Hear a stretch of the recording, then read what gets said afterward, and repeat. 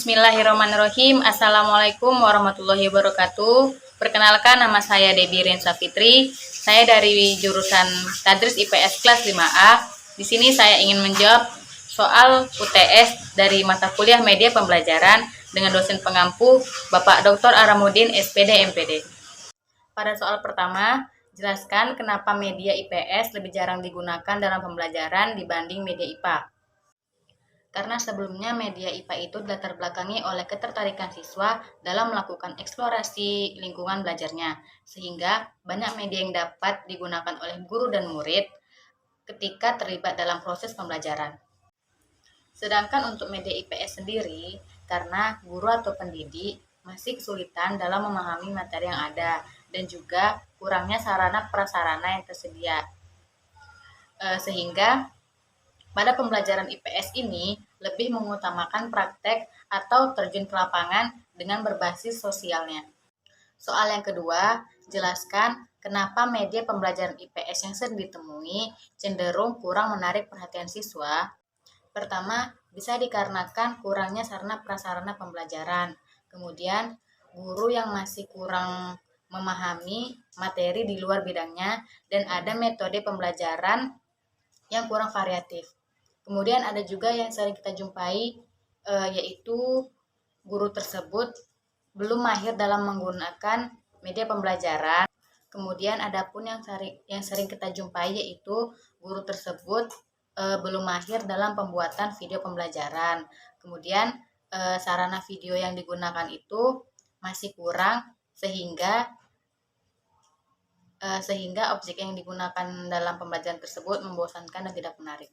Soal yang ketiga, jelaskan isu atau masalah dalam pengembangan media pembelajaran IPS di sekolah. Yang pertama, kurangnya sarana dan prasarana pembelajaran. Yang kedua, metode pembelajarannya masih kurang variatif. Yang ketiga, sulitnya mencari ide dalam menentukan media yang sesuai dengan pembelajaran, sehingga materi yang disampaikan tidak sesuai dengan media yang ditampilkan. Soal keempat, jelaskan jenis media pembelajaran IPS dan penggunaannya.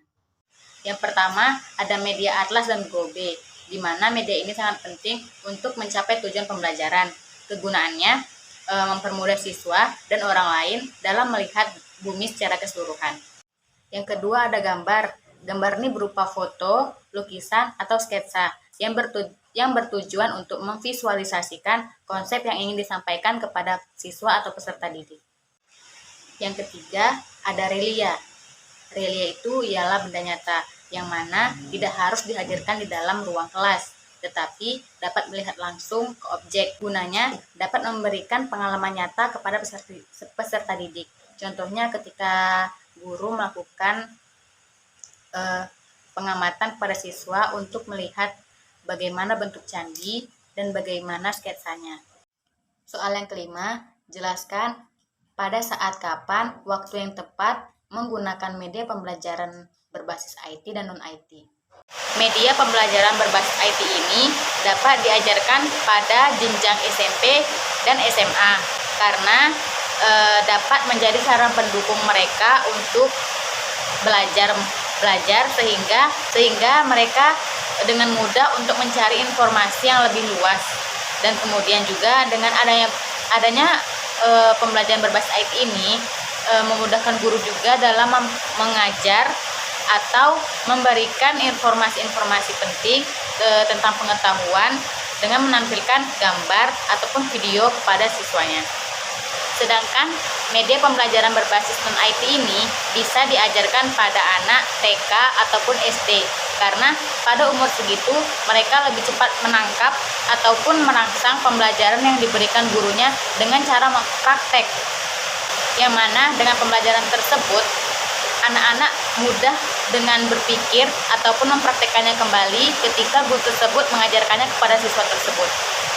Perbedaannya karena cara berpikir anak kecil dan dewasa itu tidak sama, melainkan ketika anak kecil itu dia tuh lebih memfokuskan kepada apa yang kita ajarkan. Kalau anak dewasa, bagaimana kita mengajarkan ataupun bagaimana cara kita menerapkan materi yang kepada mereka. Sekian itu dari saya. Wabillahi taufiq wal hidayah. Wassalamualaikum warahmatullahi wabarakatuh.